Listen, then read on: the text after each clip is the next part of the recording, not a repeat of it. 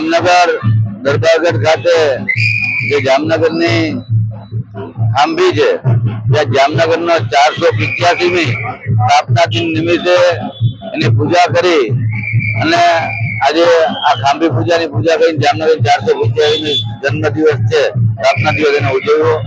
દરેક નગરજનોને 485મી આ સ્થાપના દિન નિમિત્તની હાર્દિક શુભેચ્છાઓ।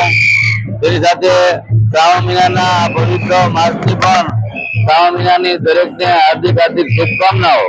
અને હમણાં 15મી ઓગસ્ટ સ્વતંત્રતા દિવસ આપણો આવી રહ્યો છે, ત્યારે જામનગર શહેરની જનતા દ્વારા તારીખ 13ના મંગળવારે સાંજે 5 વાગે તળાવની પાળેથી જે તિરંગા યાત્રા નીકળવાની છે કે જે આપણી આઝાદી છે, જે આપણે મળી છે, તે આપણી યાદગાર માટે આ 13 તારીખે આ તિરંગા યાત્રામાં દરેક નગરજનોને જોડાવા મારી હાર્દિક અપીલ છે।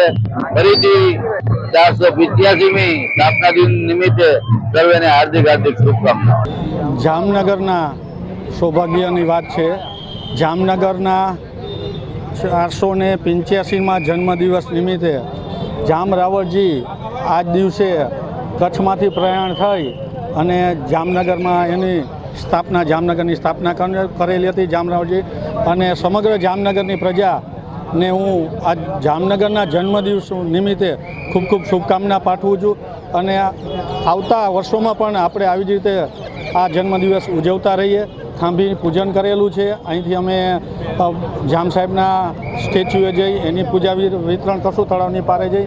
અને અત્યારે અહીંયા ખાંભી પૂજન કરેલી માં જામનગરના ધારાસભ્ય શ્રી દિવેશભાઈ અકબરી, જામનગરના બીજા ધારાસભ્ય શ્રી રેવાબા, મારી સાથે ડેપ્યુટી મેયર, ડેપ્યુટી કમિશનર અને જામનગર મહાનગરપાલિકાના દંડક શ્રી કેતનભાઈ, આશીષભાઈ જોશી, આ બધા ભેગા થઈ તમામ કોર્પોરેટરો અને જામનગરના મહાનગરપાલિકાએ તમામે અમે અત્યારે ખાંભી પૂજન કરેલું છે અને હું જામનગરની તમામ પ્રજાને આની શુભકામના પાઠવું છું અને જામનગરને હેપી બર્થડે કહું છું।